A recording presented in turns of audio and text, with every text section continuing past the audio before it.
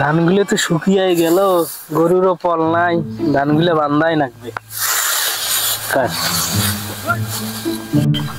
ও ভাই, ও ভাই, ও ভাই, মাঝে দিল কি হয়েছে? ভাই আমাকে পুলিশ ধরে নিয়ে দিবে ভাই। আমার পুলিশ ধরবে কে? কে কে কোন দিন সারা কইছে আমগো বাগানে বলে গান্ধার গাছ গাছি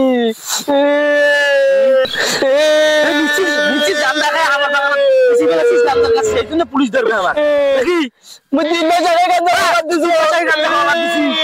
পুলিশ ধরবে কে? পুলিশ ধরবে কে? 3 মাস আগে গান্ধা খাবার দিত, 3 মাস করে তো 6 বছর থেকে প্রতিদিন তুই গান্ধা খাই, তাহলে বাগানত গান্ধার গাছ হলো কেমনে? এবার মোক পুলিশের কাছে ছাড়েনি ভাই। ও ভাই বাঁচাও ভাই,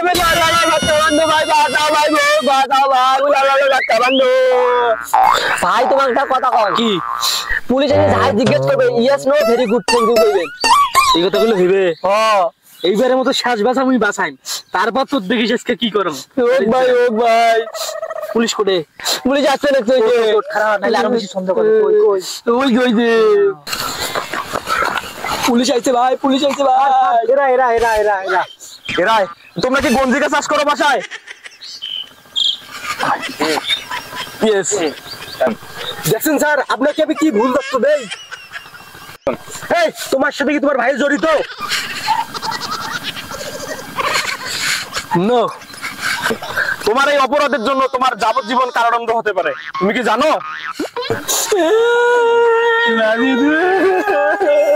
ভাই কও কও, ভাই কও কও। Very good. Thank you sir. Arrest him. Thank you. এই বেটা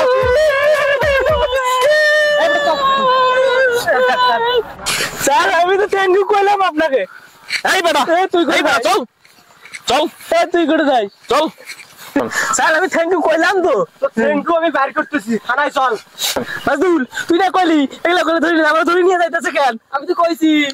কি কইছিস? আমরা ধরে নিয়ে যাইতেছে আমার বাঁচার জন্য। বাজাল আমরা ধরে নিয়ে যাইতেছে, তুই তুই আমরা কইলি বাঁচার জন্য। তুই তো বাঁচার জন্য কইনু। এই না বাজলে তুই বাঁচো। এই বেটা আয় আয়। স্যার স্যার আমার কথাটা শুনেন, স্যার স্যার আমার কথাটা শুনেন।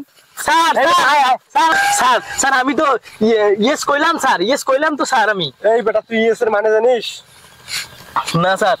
নূর মানে জানিস? না স্যার। ইয়েস মানে তো হ্যাঁ, তাহলে তুই তো বাগানের চাষ করিস। টেস্ট খাইছে রে।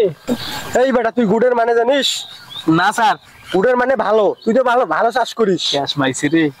Sir sir sir sir sir sir এই বেটা স্যার যখন জিজ্ঞেস করলো যে তোর ভাই জড়িত নাকি, তখন তো না না বললি।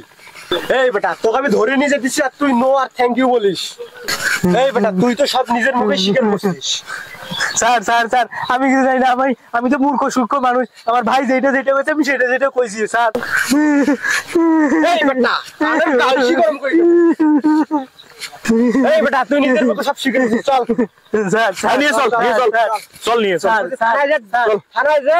মুদ মেরেছে স্যার গো, স্যার গো মুদ মেরেছে স্যার গো। খারাপ জিজ্ঞেস করি দাঁড়া। আচ্ছা তুমি যাও একটু মতে নিয়ে আসো তো, যাও সাথে থাকিও। ঠিক আছে স্যার, ঠিক আছে সাথে থাকবা, যাও তোর মতে নিয়ে আসো, যাও চল। বসাই দিয়ে বস বস। আজকেই সাগরের মতো খোলা কাশি উঠে দে, ঠিক আছে? এরপর আর দেখবে মোটা সুযোগ পাবি না, বুঝতে যা করতে হবে। স্যার গো আকাশের যত তারা, আইনের যত ধারা, আইনেরও কিন্তু ফাঁক ফুক আছে।